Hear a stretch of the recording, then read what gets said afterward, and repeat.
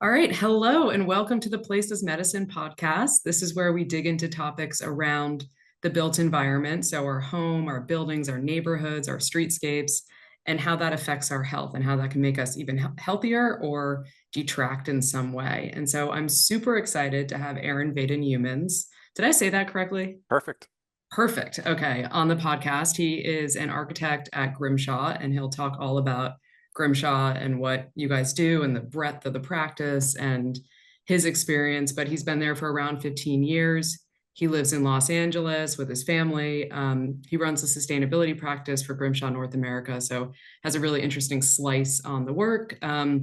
He started his career at Richard Meyer and Partners in New York City, so used to be a New Yorker like myself.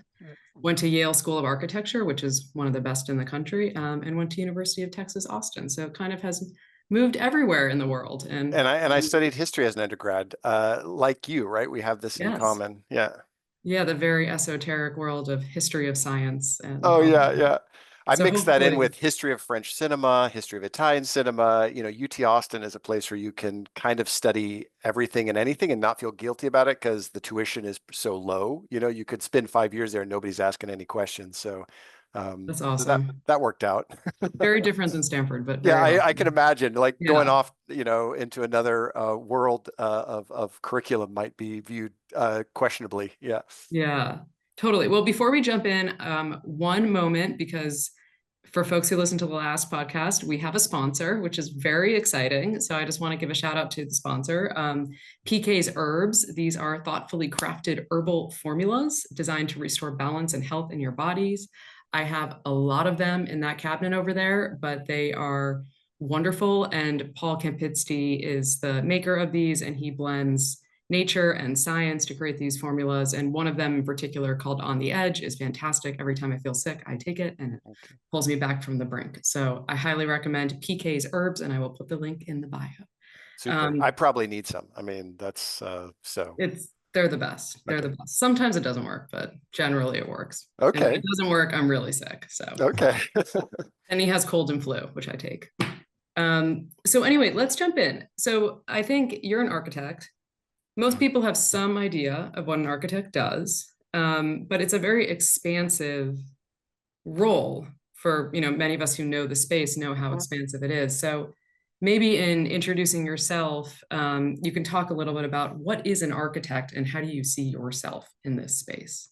I love to think about this out loud with folks because I'm kind of always still discovering aspects of both why I continue to enjoy being an architect and even revisiting sometimes why I went into it, because when I went off to college at UT Austin, I thought I was going to be maybe a lawyer, maybe I was interested in issues of the environment, so maybe an environmental lawyer. Uh, but on this circuitous journey that was my undergrad in history and history of science and all, I did discover architecture, but luckily the dean said, enjoy an undergrad, which is sprawling, go study abroad, which I did, and then do grad school and enjoy doing architecture in grad school. But it's just to say, I think architecture can be so many things. I mean, and for me, it's been so many things. Definitely I've done the version of architecture where you show up and you collaborate with a team of fellow architects at your practice, and you're collaborating with a lot of engineers, and you're delivering buildings. Mhm. And working with a client on a weekly or even biweekly basis to make sure that everybody's on track and doing what you want to do. So buildings was definitely where I started. And then things got bigger buildings and buildings in other places, far away places that I've never even been to. My first real project was with Richard Meyer, was an art museum in Germany for the sculptor, the surrealist sculptor Jean Arp.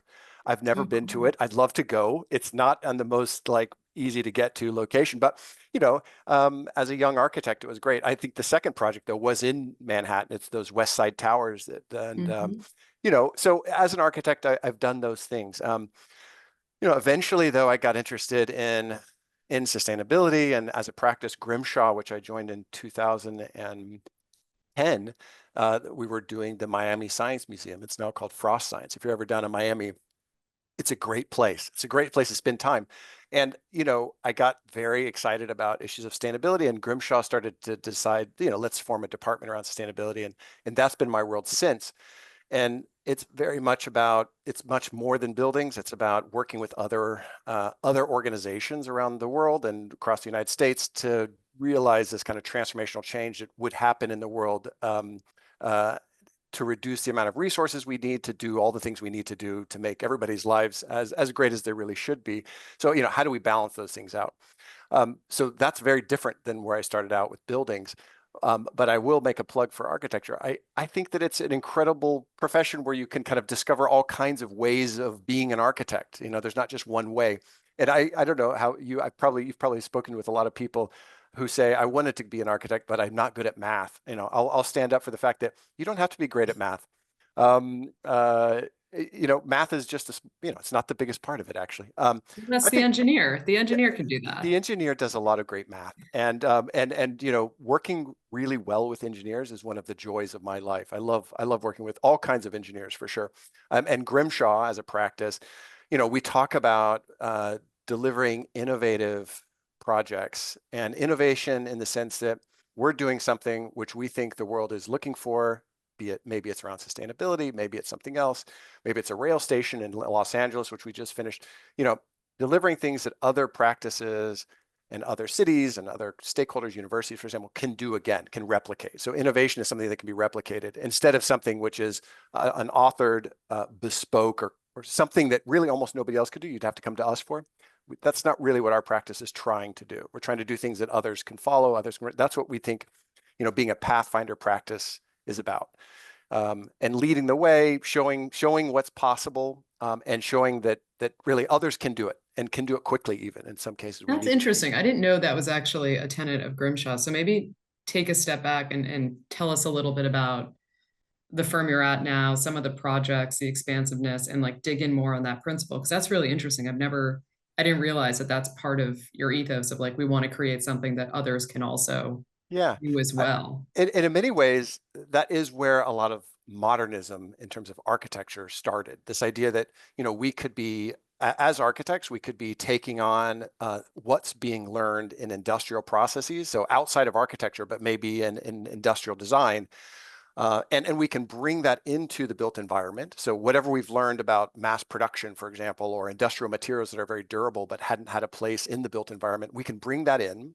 We can bring in their processes. We can bring in modular componentry. We could bring in modern processes of collaboration, even various things that are part of our practice since its very beginning. But that modernism was about experimentation ultimately and bringing in industrial processes, the good ones. Yeah. Also, we'll be able to talk about later some of the bad ones too, some of the Yeah. materials that. Um, so the idea of modernism, so much of it anyway, was founded on this notion that we should be experimenting and bringing in the very best ideas from outside of architecture into it, and then they should be solving problems that we have. So the problems we have are housing, let's say, or the problems we have are getting around in a safe way. So we've been addressing those things as modern architects. And at Grimshaw, we kind of came out of the late 70s, you would say, or even late 60s, with Nick Grimshaw himself having a practice before he founded the partnership. But it's very much on this idea that we can help lead the integration of the very best ideas from other parts of other sectors, other ways of making things, that we can bring that into practice. We can demonstrate that it's a reasonable risk to take, and with our clients manage that risk. And that's where kind of innovation really is, and that others can do it. And we've seen that. We've seen projects that we've done where other practices have come along and said, yeah, now we feel comfortable, we can do that too. And that's that's great. That's not a Yeah. failure that we weren't hired to do the same thing again. So yeah, so that's part of, I guess one example would be the Frost Museum that I was working on down in Miami. The practice decided early on that we wanted most of the circulation space to be external for a museum in Miami that has a lot of parts to it. And it's right on the water too. Yes, exactly. Yeah. And there were a lot of concerns that, well, the weather's kind of, you have a lot of raining and you have a lot of inclement weather. Um, Well, that we worked through that. We worked through the issues of comfort and rain, protecting from rain, yes. Then, how about other issues like just temperature? Well, work with the prevailing breezes, sculpt it, do early analyses to help understand how the breeze should be sculpted and shaped. And the Department of Energy helped us with a grant early on to know that this is going to be a comfortable space. We can tune this, through the architecture and through the walls and the way it moves through. So we addressed it. And so, most of it's external. So meaning when you're at this museum studying the biome of South Florida, you're also kind of connected to it. So you're, You're you're in it. looking at it, you're a Yeah. part of it, you're feeling it. And that's really kind of transformational because like, I don't know, hundreds of kids go through there every single day. It's also part aquarium. It's got animals in it too. It's not just like, exhibitry. It's so this is an example which we hope then other museums across the certainly Florida, but across the Gulf states, that can think about this too. We can make Mhm. more of our museum outside, which is a win-win because you spend less money on energy to keep everybody comfortable, but you're also connecting people to Yeah. yeah, so these kind of win-wins we're looking for, and then once we've shown how to do it and shown that way, we talk about it. We put case studies up on our website, and other practices can do it, and other museum directors that are thinking about a new building can put it into their brief. Look at how to do most of the external circulation in a very comfortable way that is inviting, and people want to do things out there. Yeah. Talk a little bit about the human element. I think that's so important and something that potentially lay people learning about architecture who, this audience is not necessarily a technical audience or a professional audience. Um, the human element is so important. And that's where some stuff has been screwed up in the past because Yeah. we haven't thought at the human scale or about Yes. the human need. So talk a little bit about that. And I think what I want to like pull out a little bit is with the frost example, I think what's so fascinating that you spoke about is, the kids circulating through the museum, they're learning about the South Florida area and they get to like that human element of them, not just seeing the manatee in the aquarium, Yeah. but also like feeling the breeze, feeling the rain, whatever it is, and having that like visceral human experience. So talk a little bit about that in your practice and maybe how you've thought about that throughout your career. That's a big Yeah. question. So Yeah, it is. Well, good great. luck. You know, we've awe, especially when you get to spaces like museum spaces. Awe, creating awe and a sense of wonder is so critical. And for your guests, if we'll put into links, maybe we'll put a link in for the Frost Science because it's a little hard to describe. But one of the most compelling images of that project is the fact that there's this Gulf Stream tank. It's basically a huge aquarium, but it's shaped like a martini glass, and the bottom of the martini glass is cut off. And in that cut, there's a huge oculus that came from Italy because they're the only ones who could make one that large. But there you sit under it, and whole classrooms, multiple groups of classes can sit under it, and you see sharks. We have no mammals, by the way, but you see the sharks and the sea turtles, and it's this incredible kind of, you could sit there for, I don't know, you could sit there for a long time. And Mhm. so awe and wonder and kind of inviting of thinking beyond what we can, some of us, we're going to ask questions. We don't, whoever's there at the museum can't answer all the questions that you're going to have under that, but there is where the spark happens. So yes, awe is a part of what we want to create, and we don't do it alone. We collaborate as architects. We would collaborate with an exhibit designer. We'd collaborate with any number of others who are going to contribute. Like acoustics is really important. When you're creating awe, you can't have it be so loud that you can't get into that space, right? That quiet space. So you end up in lighting design. There's so many elements of what goes into creating these environments for people that are transformational, these times when you can get there. So that's part of what makes this profession so interesting and exciting. You're always kind of learning because you're asking questions. You're not necessarily doing what we haven't done another space like that since we delivered that one for Frost a Mhm. few years back. But thinking about how people of all different ages, of all different cultural backgrounds are going to respond, and what creates awe and wonder for one generation or one culture group may not for another. So you're often regularly running through these scenarios. Like as an architect, I'll think about what's a scenario for somebody who's been in line for an hour or 2 hours, like for the Dubai Expo Pavilion, which we delivered in 2020, which is the sustainability pavilion at the Dubai Expo there.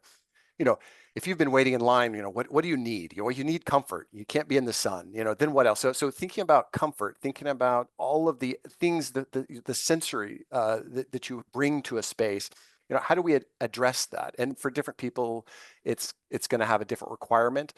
But it's a wonderful journey to be on, to your point, to like, to try to put yourself in that space, that very empathetic space, and to try to address that. And, one thing as an architect that we all talk about wanting to do more of, and we're working towards it, but you'll hear us talk about going back to places. And I've been back to our projects a few times. I don't live in Florida, so I can't go as often as I like, but I've been 3 times, and once with my son. I'm always taking notes. This worked really Mhm. well. I wish we had done this. Or we wanted to do that. I wish we had, we want to do that next time.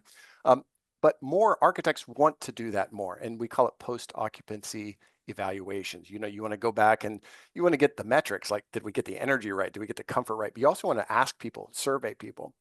We want to do more of that. But if you're in New York, and I don't know how many podcast listeners you've got in New York, but the Fulton Street Transit Center is another space where Yeah. we tried to integrate awe in. If you look up at the Oculus, again, another Oculus, that's a I walked theme in through my there work. this morning. Well, there you go. Yeah. I mean, Yeah.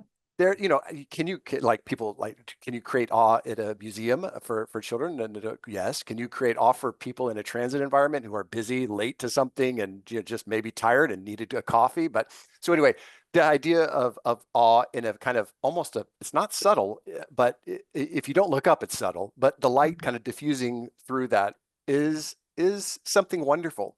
And so being able to bring that both into the museum environment, but also into a transit environment, we can learn from our projects in various ways and implement them in different environments in different ways. So Do you pick, is awe kind of the central one, or do you pick, I mean, I don't think awe would be the adjective for every application, but do you, like when you kick off a project, are you sitting there and thinking about the adjectives, about the human and what they want to achieve, like a children's library versus yeah, a transit center? Like, yeah. I, how do you guys formulate that thought?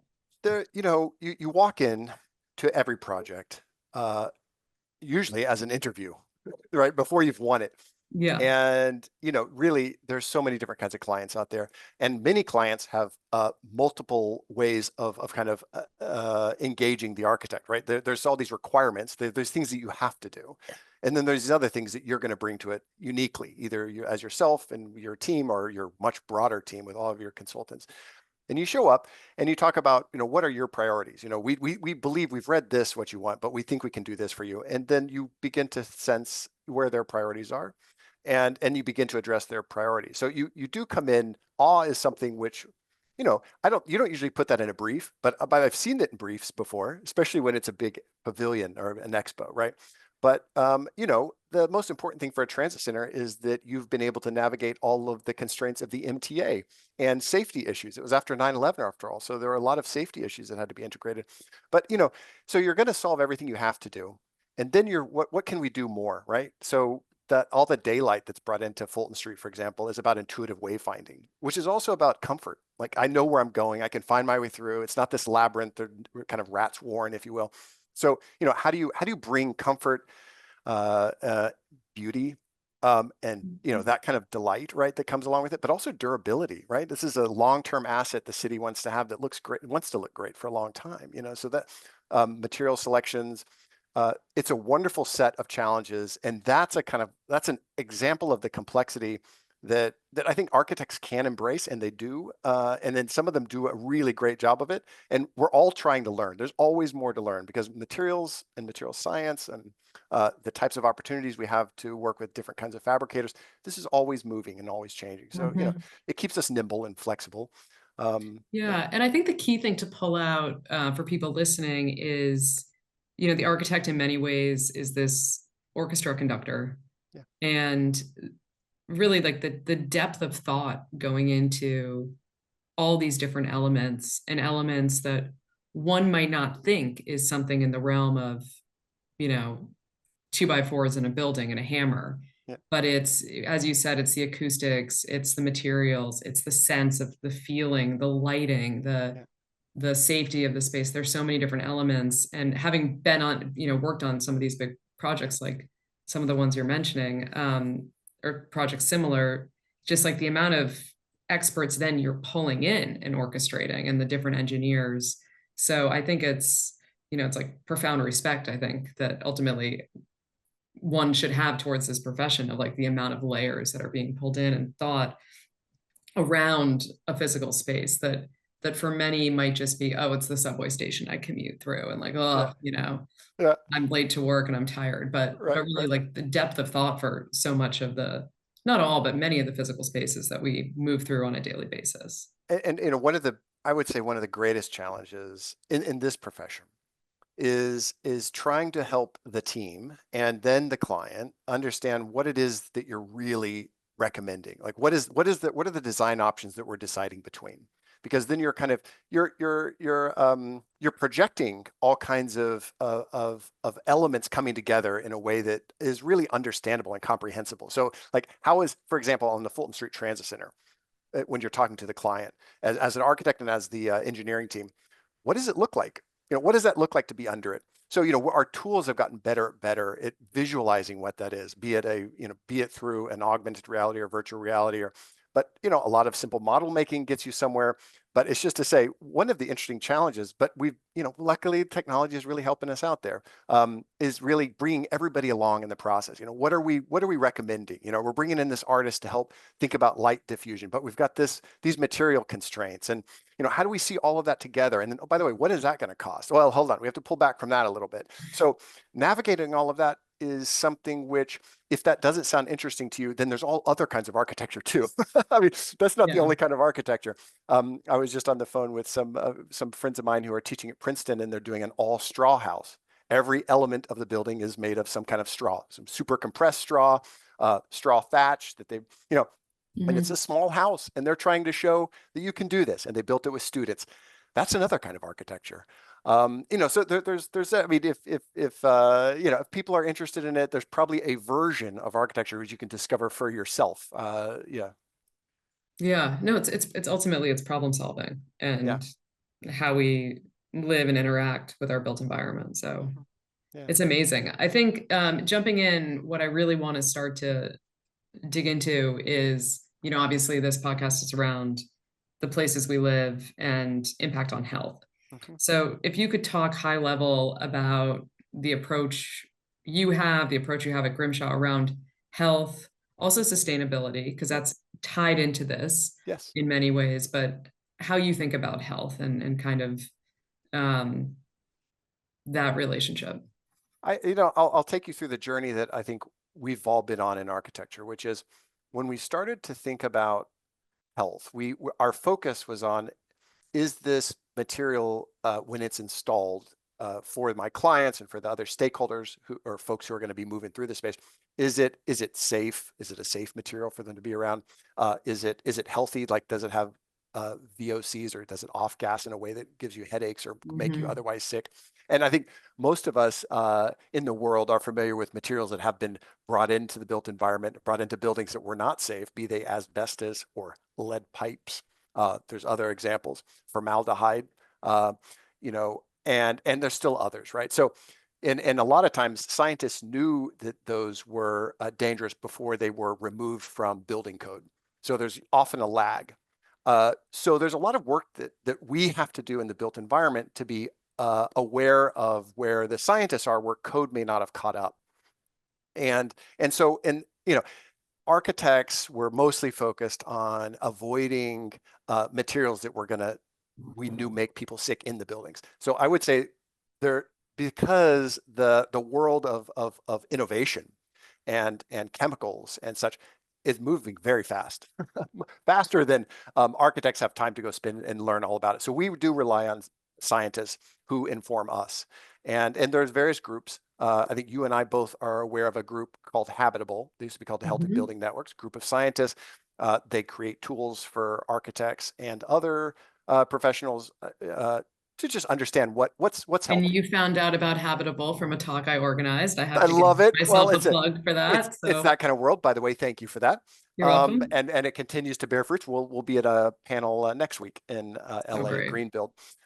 So yes, so we rely on these scientists, we listen to them, and we do our best to implement their good advice. And what's great is that more and more they're realizing that it's often not an all or nothing thing. It's not the world of products hasn't necessarily gotten to the point where you can specify only non-toxic materials for buildings.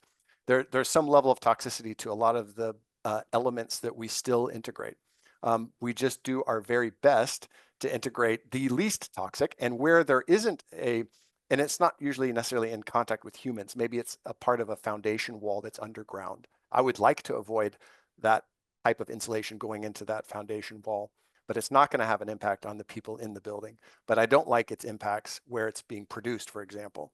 Sometimes, and one thing we're getting a better understanding of is it's not just the material and its health impacts on the individuals in the building. It's also the health impacts of the people who live next to that factory. The whole life cycle. I Yes, think exactly.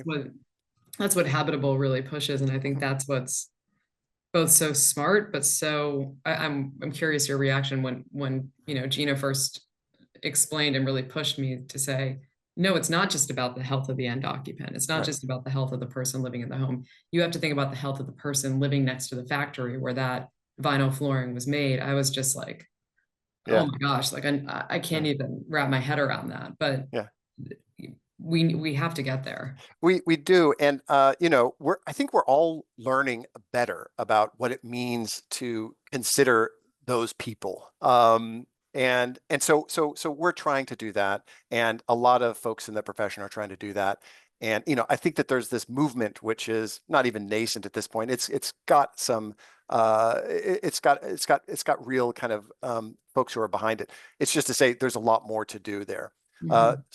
And then what does it mean to care in this way? Because as an architect, I can help every one of our teams in North America, but then also we rewrote an insight paper for the whole global practice because Grimshaw have about 600 architects in London, Paris, Dubai, Auckland, Melbourne, Sydney, and then back around LA and New York. I can help all those practices use this approach, and they're all want to. But so it's one thing to know this and to implement it on your projects, but 600 architects, we're not doing that many projects a year. I mean, we're doing some, and we're really proud of them, but it's not. So you need to do sustainability and you need to do healthy materials in a larger system way. So I can, for example, in Los Angeles and California, I can help policymakers make sure that we're working towards reducing the toxicity in materials, right? I can work with the governor's office to think about how schools, for example, that are paid for by state taxpayers are non-toxic, right? So I can work, and there's levers there to help industry know and send demand signals to market. Like, to use an economics term, which I know part of your background, like where you have to send the right demand signals to market, and that helps to raise the ceiling, if you will, right? We want to say that architects and built environment developers want to see more healthy material options, right? But then to raise the floor, we do have to have policy come in. But we don't want to necessarily raise the floor if those demand signals to build out those healthier ones aren't there, because then you'll just have rising costs and confusion and potentially a rollback on the policy that you put forward. So Yeah, you'll there's have frustrated people who, hey, use this type of flooring. And you're like, right. well, there's It's not nothing, available, or there's not there's enough. nothing available, there's nothing Look, affordable. You're going look, to get people grumbling. exactly. Yeah. And I think that those mistakes have been made before. I mean, not necessarily by architects, because we're mostly responding to, live costing and stuff. We're like, well, nobody could afford that, so we didn't do it. But working with Habitable and policy folks who are out there, we do want to understand and help build with industry, actually. Like, that's one thing which I'm trying to do more of. Find who could be some great industry partners there. I'm working with a steel group now. I'm the American Institute of Steel Construction. I'm on their sustainability committee. I want to think with them and with their steel producers. What can we do together? How can we? Part of it's demand signals. What else? What kind of markets do we need to make? What do you Mhm. want to see? What would you need to see to do this a little differently? So, more collaboration with industry, I think, would be ultimately in the interest of built environment professionals like myself. But like, that systems change. You can't get there through just policy. There's Yeah. other work that has to be done. And when you have a client project and you want to think about, an approach that incorporates healthy materials, how do you guys do that? Do you think about the idea of avoiding whole classes of materials? Is it a conversation you have with them around cost and implications? And what is the general reaction around health? It's I, been interesting on my end. People, it really resonates. yeah, It's hard for it not to. yeah, I'm curious yeah, what you've heard. yeah. I mean, so generally speaking, uh, all clients believe that there shouldn't be toxic materials in their buildings, right? That's a given. But That's then step when, one. yeah, that's Yeah. so everybody agrees on that. But then they're like, well, what does it mean actually? Like, what do you mean we won't do? Like the most basic example is red list materials, which are definitely like the worst offenders, if you will, around toxicity. And a client would be potentially saying, I don't want, yeah, let's see what does that mean exactly? And as architects, we know that there are examples of projects that have been delivered of a certain scale, quite large institutional projects that have been delivered where that was the goal. However, we also know Harvard delivered one not too long ago. We also know that from the teams that reported out from that, that they weren't able to find an alternative to every material. They're just, Yeah, the like market isn't there. sealants, There, it gets very, very challenging. Yeah. Exactly. But that doesn't mean that's not success, right? So like redefining success here is looking at what you're designing with, what are those materials, looking at it really thoughtfully across the board, and understanding where you can and where you will not necessarily be able to, and where you won't be able to, being clear about why you weren't able to. Maybe it was that the performance issue isn't there, the performance level isn't there yet, or maybe it was a cost issue. It's not usually a cost issue. It's more typically a performance issue, or that there's just not the material really there, that's being produced at the right scale. Or I've found that sometimes the actual install of a new material, like mineral paint, for example, is slightly different than conventional acrylic Yes, paint. And so there's just some growth and learning curve of, yes, yeah, actually being there when the teams are applying yeah. the paint. So you can say like, no, it actually is like pretty thin when you put it on, but it dries thicker, and like walking them through. So I'm sure some of it is also just the labor Yes, and upskilling. and knowing when, I think we were talking about this one time, not too long ago. We were talking about like sometimes you're going to introduce something innovative at a certain scale on a project, which is very palatable, very doable. Like let's not say we're going to paint this like this huge new lab project at Harvard that's $1 billion lab project. We're not going to do all maybe the mineral paint, but let's do it for the childcare facility, which is on site. Or let's do red list free for everything we can, and then we're going to do some very innovative, like only like the green category by habitable is the least toxic, fully bio, let's do that for the children's center.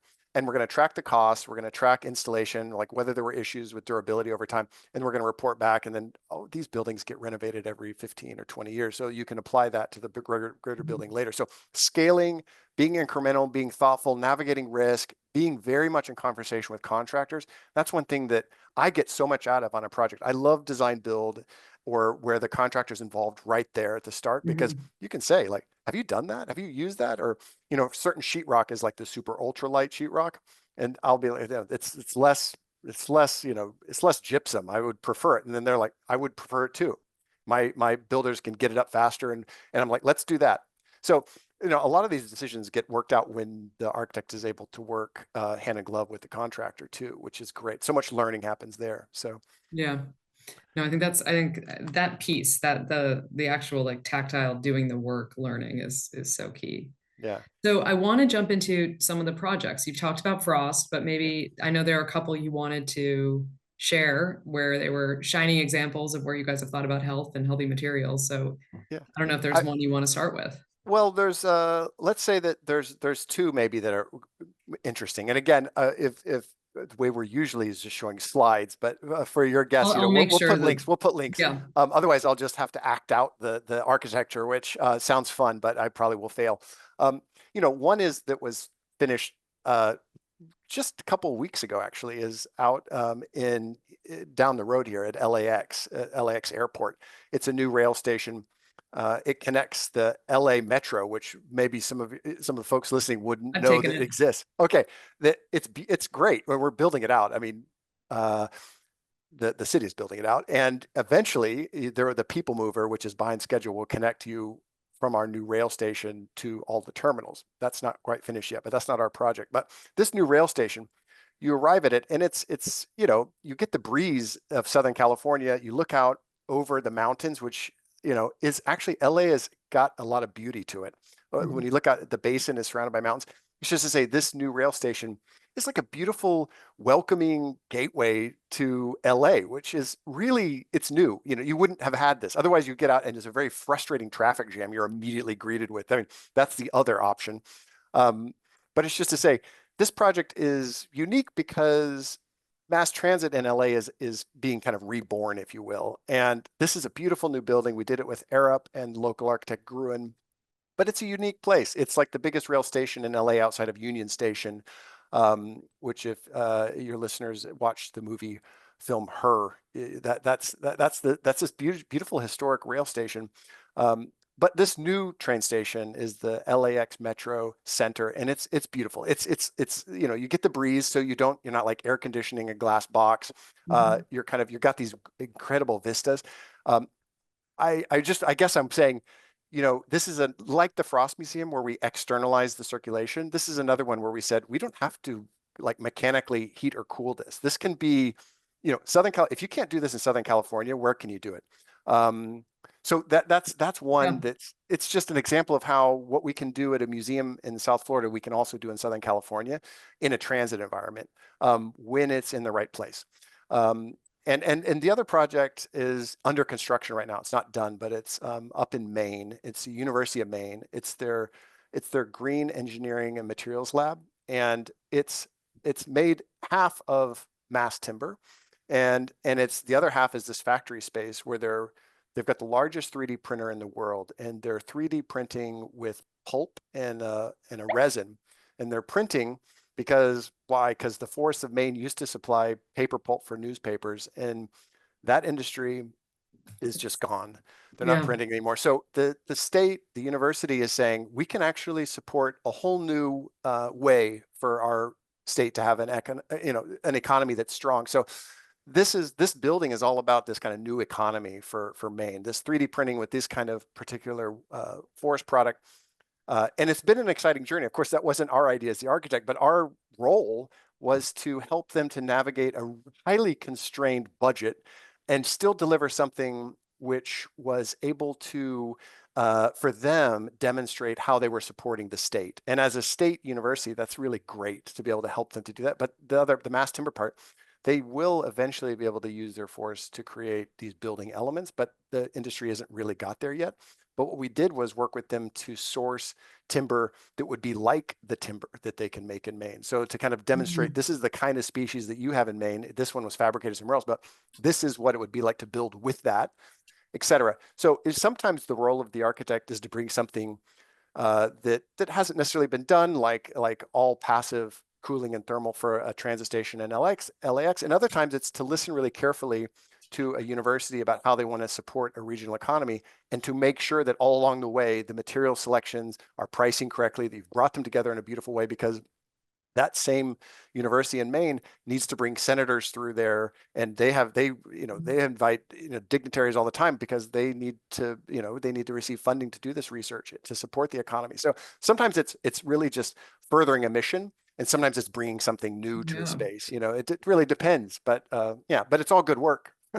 Yeah, no, I love both those examples because I think it gets at kind of again like the big picture of our built environment and how it makes us feel Yeah, when we're in it. yeah, And I can imagine the improved experience of being at the LA transit example versus getting out and trying to navigate the mess that's the Uber situation you currently yeah. have at LAX. But Yes, I thank can you. That's imagine that horrible. being this expansive thing where you're last episode we had a friend of mine named Kate Hayes, who's a senior associate at Scape Landscape Architecture, and she talked about really feeling having plants feel like they're of the place and Yeah, like how native plants are yeah, so yeah, important because they're of the place. And as you were explaining this transit center in the mountains and LA Basin, I was thinking yeah, it really orients you to being of the place. And I do think that we often are disassociated from that in a way with, we associate the city or the town with the buildings and the streets and not necessarily the broader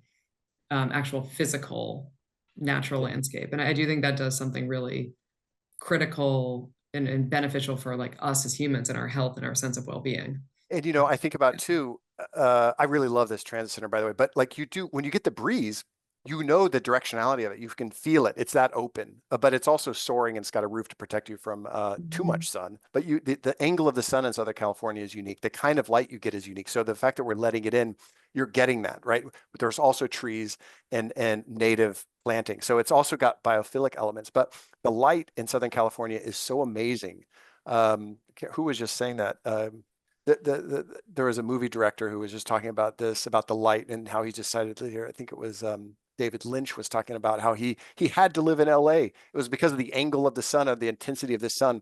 But as an architect, if you're not working with these things, these like the angle of the sun Mhm. and the breeze, what a missed opportunity. I mean, what a great element to become knowledgeable about and engage.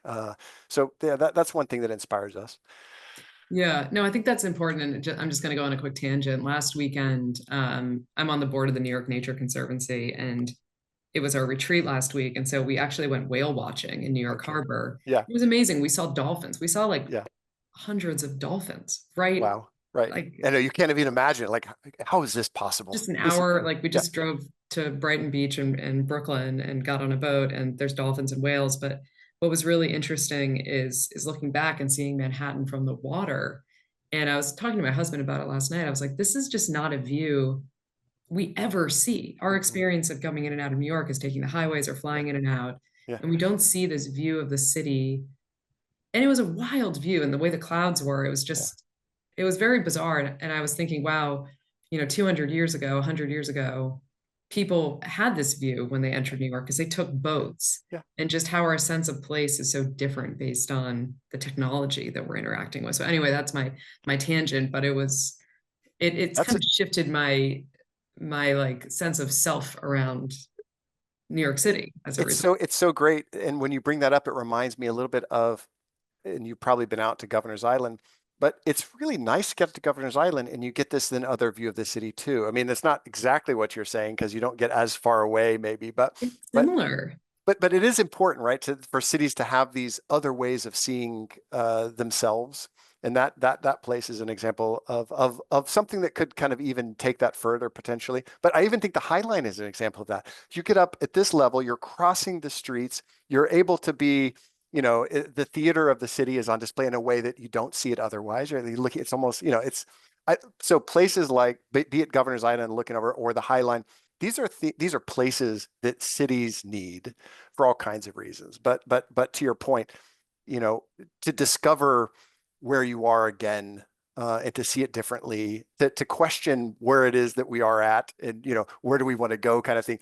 Those kinds of questions are much more, you arrive at them better, through those kinds of Yeah. places. And I know that there's studies where, when you're just in your groove on a daily basis, taking the same commute to work, the same thing over and over, but then you change it up, like you do build, I'm probably butchering this, but my understanding as a layperson is you build these new neural pathways. And I think that's what happens. Yeah, And so again, for people listening, it's how can you break out of that mold? How can you think of your places differently? How can you champion places that you think could be the next eligible High Line or community garden? Champion the nonprofits in your community that are doing this work, because it is in New York, it's the High Line, in Atlanta, it's the Belt Line. There's so many wonderful examples where these like kind of crazy civic, you know, everyday people in some cases went out on a limb to do these big projects, and they succeeded, and it's fundamentally transformed their spaces. So anyway, we're going full tangent, no, but no, no, but don't you think? And it's real. some people will say that the High Line is, is just a real estate venture. I will say this: of course, real estate helped to make that happen, right? The value of those adjacent lots, sure, is shot up, but you can just go up onto the High Line without paying a fee, and it's available, right? It's available to you. The other thing is we can bring these spaces into our buildings more, and like there's a housing project in the Bronx that we worked on some years ago, Via Verde, and it's a stepped building, steps up, and at one level there's kind of a community garden. Um, gardening is another way of seeing your city differently, and especially a city like New York. And you don't just have to have, you can have gardens. They don't have to be on the building, but those kinds of gardens are another way of seeing where you live, right? That kind of getting your hands in the soil, making something, speaking to the gardener next to you. We know from other examples around the world that that is such a critical thing for health and wellness, actually, to Yeah. be able to do those things. Yeah. It's a public health play. And I think ultimately, like the High Line, Governor's Island, all these places are about public health. It's that opportunity, like, yes, in the summer, the High Line is way too crowded. And so I don't know how much public health it's Right. doing, It but could be the opposite, right? Yeah. being up there, there's a portion of it right near Chelsea Market where I work, where in the summer there's water and they have this like little thin layer of water that you could take your shoes off and like put your feet in Yeah. water. And Yeah. it's truly magical. Yeah. And I think it ultimately is like a public health thing that you're giving people this opportunity to sit in the sun and get their feet wet in a city that's pretty harsh otherwise. And so Yes. Yeah. all of these elements, are so key. So, They are. They um, are. They are. I love New York, and those are some great examples. I mean, LA wants to do more of those things. We have to figure out our stories too, or what kinds of things we're going to be getting to that next way of thinking. It yeah. takes Well, it the takes. LA River is certainly Oh, something oh that goodness, it really that's does. a It needs a lot that's of a big love. one. It needs a lot of love. Yeah. Yeah. Well, one thing I want to jump into a little bit is circularity, and we talked. I don't think we've really gone into too much on materials or regenerative materials, but I know we've talked about that in the past. Circularity to me is like this very cool marriage of health and sustainability because Mhm. it's getting people, even people who are frustrated by, sustainability rules and Mhm. regulations and all of that. I think circularity is this thing that's so clear. It's let's be smart about what we build and create, what happens at the end, Mhm. because all of that links, like what we put in landfill can leach into our water systems or our Mhm. food systems. Mhm. And so I think circularity is this thing that we can all kind of like get our heads around, except it's kind of hard with our current economy. So I'd love to hear how you guys think about regenerative materials, circularity. So, I think 30, 40 years ago, 50 years ago, uh, we were talking about efficiency. And so what could we do with the least amount of material? And I would say that's still the starting point around when we're thinking about circularity. The first question we ask is, could we do this with less material? Because even with circularity, let's say you're going to design things for recycling and not downcycling where, it kind of drops in use as it makes its way to landfill, but really fully, like steel, for example. You can melt it and reuse it infinitely. Aluminum, same thing. Glass, you can't do it yet. I mean, but so there's certain materials that can be infinitely reused. But the first step is to make the design incredibly efficient. Like, what's the least amount of material? And then before that, what's the healthiest version of these materials? Because, a lot of, for me anyway, I'm thinking safe, then circular. So first, let's make sure we're getting safe materials. And then let's explore and make sure that we're designing in such a circular way, meaning that we can take whatever we're building apart, that we don't like, so screws, not glues is kind of the way of thinking about it. Mhm. Can we take it apart? And once we take it apart, can we do that in a healthy and safe way? And can it be reused without being downgraded? But if it's going to be downgraded, does it have still a good use? And is it going to make its way there, i.e. is the market there to take it? So it's one thing to say it can be disassembled and look, now it's on its way. I don't know where. Well, if you don't know where, you have to watch out because it may not be going to where you think it's going, right? So the market has to be there. So a certain level of market intelligence, there's plenty of organizations like the Ellen MacArthur Foundation is one, but there's others who help architects and builders, et cetera, understand where is the circular economy going? Where can we do our best work together if we focus? And where can we build those markets out? And are they local and regional? Because the answer is usually yes, because if you have to ship it somewhere, it's probably lost its efficiency And already. outside of like some of the certifications, like a LEED Gold, where they push you to try to divert from landfill and things like that, are there any codes or places where the landlord or the real estate person is incentivized to think about reuse? Yes, It's a there, tough one. yes. And I guess one thing that I would add to that is they're incentivized to think about it immediately when there's already a value for them to do so. And I'll give you two examples. We've we've been asked, well, a few years ago, we were asked to come back and look at a building that we delivered as a factory for Herman Miller in Bath in the UK. It was meant to be a highly flexible factory for Herman Miller, and it had its life as a factory. And then Herman Miller was going to move on from that, and the Bath University bought it and wanted to turn it into a School of Art. There, the whole building was reused. Even its exterior panels from the 1970s were reused. And all of its steel was reused. And it's just to say, one way of thinking about circularity is at the whole building gets reused, right? And a lot of developers, you guys know about this, the value is in just trying to reuse as much of that existing building as you can. So we're doing a terminal for United in Houston at the big international airport. And I had a carbon story to tell, of course. We can, save embodied carbon, but we're reusing most of that terminal. And the carbon story isn't what really sold them on the reuse of a lot of the, as much as they could. It's time and money. So what's really incentivizing a lot of circularity on the bigger scale is time and money, right? And I'm happy to see that. And as architects, we want to become better at adaptive reuse, finding that value, even if it's not a specifically historic, building with a lot of intrinsic beauty. How can we reuse it? And then maybe some of that beauty has to be brought out in some unique way, or some new way of doing the lighting, or some materials that kind of allow there to be this interesting differentiation dialectic. But the other part that's incentivizing circularity is our cities' policies. Like Boulder, Colorado has a deconstruction requirement. So you can't just knock down a building and send it to landfill. You need to take it apart in ways that elements can be reused. I think Portland, Oregon, if you've got a historic home or an older home anyway, you have to take it apart. So their policy is part of it, right? So policy is driving some of that.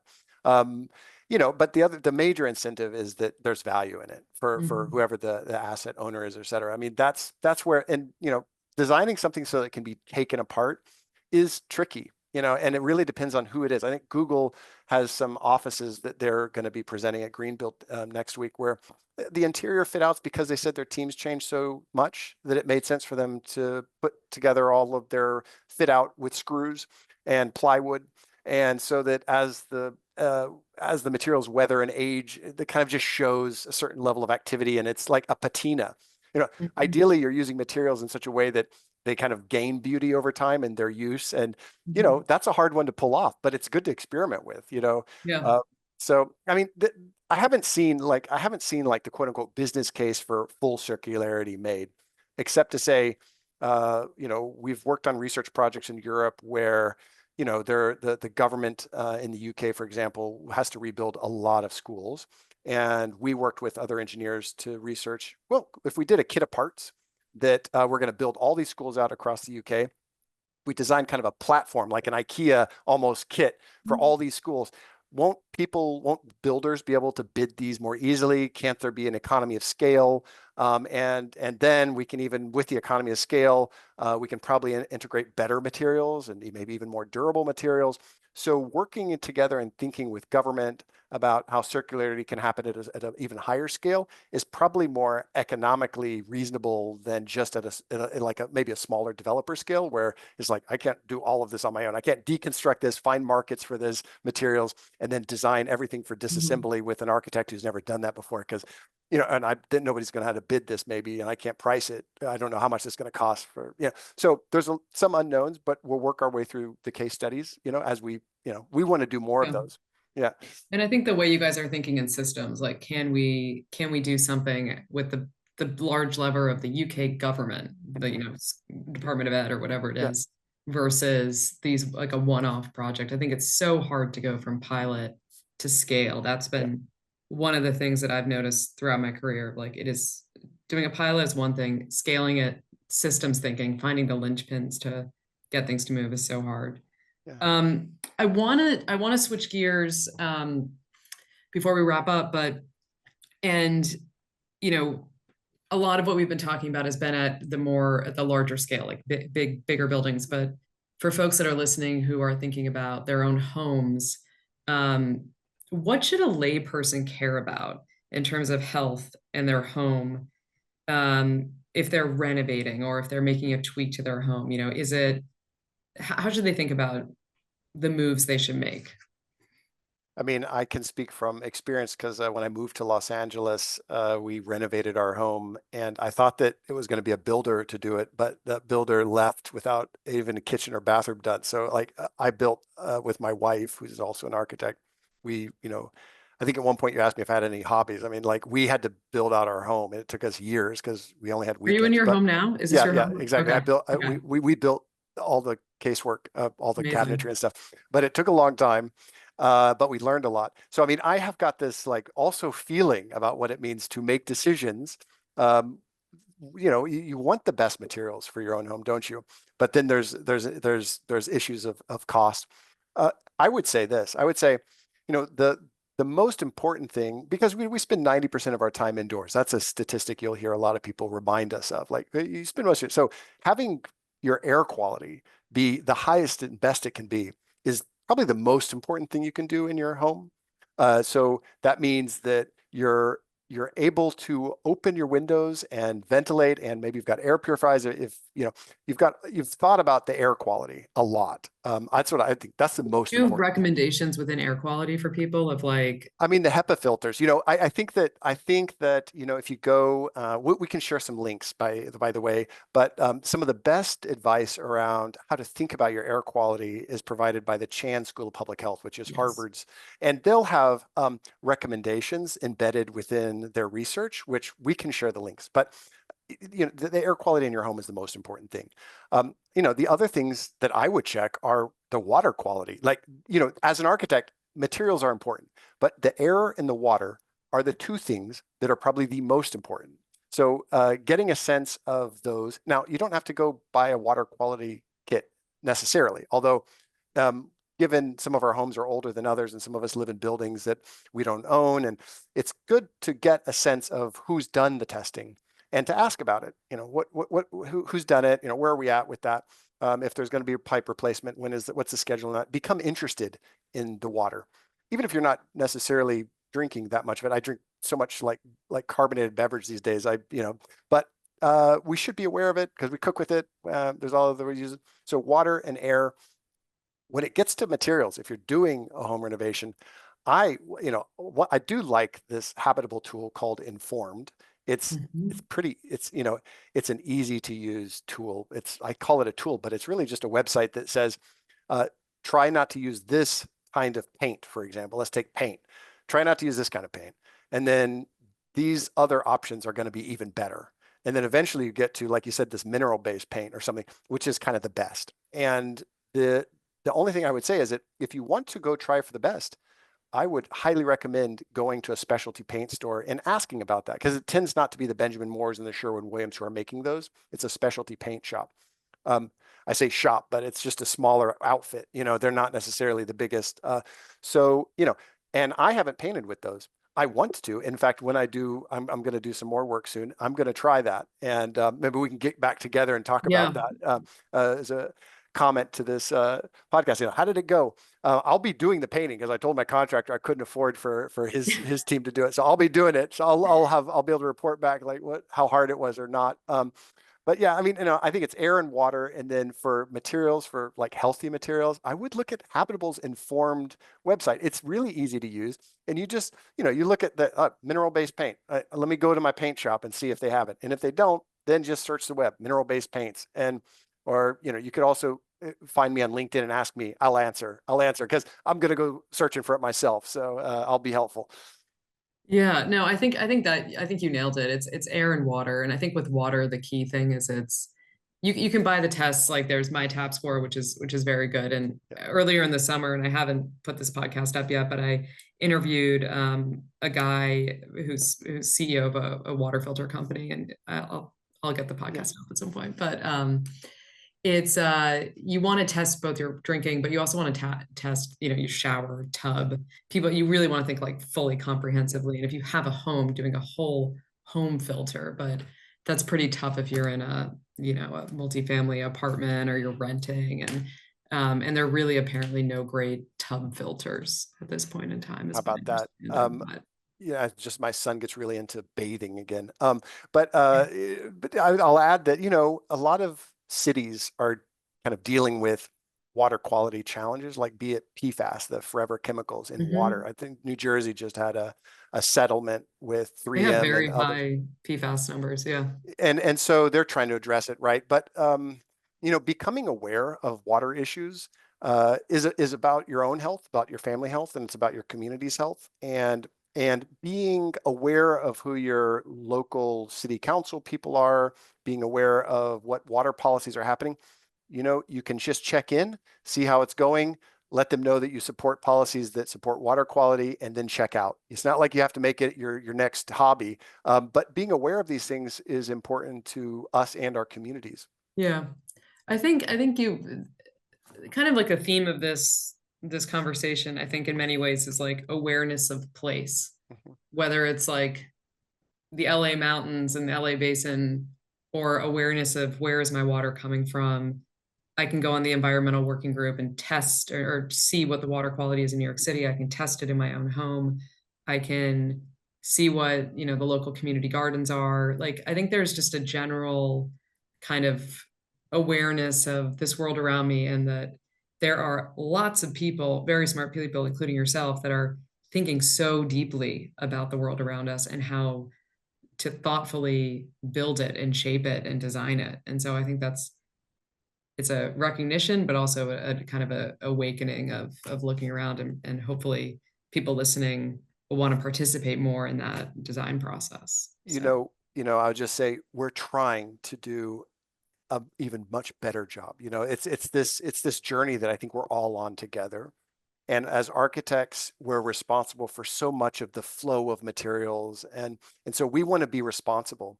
But it's a much bigger effort, isn't it, than just us? And so we know that, and we're trying to collaborate better. And there's so many great projects to do together as cities and as organizations.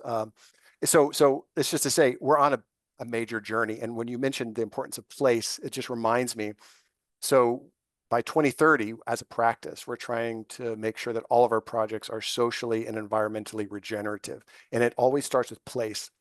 You think about what is it about this place where I can work with those elements of place to grow greater capacity to address change, which is coming, or grow in such a way that it evolves on its own. Like as an architect, we tend to think of I've made something and it's perfect, and hopefully it doesn't degrade too much over time. But mhm, we're trying to think more ecologically, like a landscape architect were mhm, reminding us to think all along, which is you're really just starting something, or maybe you're kind of coming along as something has been there and you're helping it kind of continue to grow. We're thinking more in terms of how do these places evolve and towards even greater value. So that's that's so the great. future, right? Like I, knowing place, working with place to make and help things grow to greater value, and I wish and we had to more. I yeah, wish we had more time, and it yeah, wasn't. We're for listeners. We're recording on Halloween afternoon, and yeah, so I got to get going. But yeah. I wish we had more time, and so maybe we can have a second where we could dig more into that. But before we drop, I'd love to ask you, what is your favorite place? Your place that you feel like is of medicine, where you Uh-huh. go and you feel rejuvenated. What is that place for you? My favorite place right now is the walk to school with my son who's 12, which is like a mile or so walk from my house to his school. And that's just the best part of the day. And we Mhm. just catch up and talk about what is going to happen that day or what might happen that evening. And that's it. That's my favorite part. And that's my place in medicine. No, I love that. I think that's so important. It's not, it's the I think when I think about places medicine, when we leave our home, I've said this a couple times, but it's about making sure we have access to movement, community, and nature. And I think you kind of hit them all with that. Uh, So it's so it's so important it's to so good. It's so good. engage. Yeah. Well, thank you so much for joining. This was a blast. It was. It If it was. wasn't Halloween afternoon, we would keep going for another 20 minutes, but Yeah, yeah. Well, it's I good. gotta go We're going to get to catch up on school. something else, and you've got a fun thing to get to. Yeah. Thank you for inviting me. It was a Yeah, of joy. course.